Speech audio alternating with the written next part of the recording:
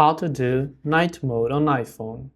If you want to do night mode or take a picture on the night mode on iPhone, so usually sometimes when you're on a low light environment, you might want your iPhone to take decent pictures, which is why you want to enable night mode. Now, first of all, there isn't a direct toggle to enable or disable night mode. Night mode is actually automatically activated whenever your iPhone detects that you are in a low light environment.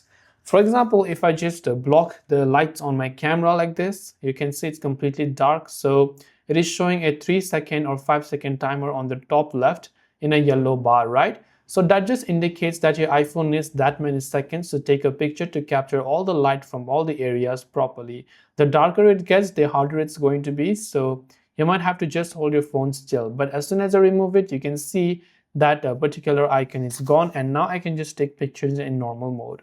So that's all for this video. If you have any questions, do feel free to leave them down below. Thanks for watching and see you in the next video.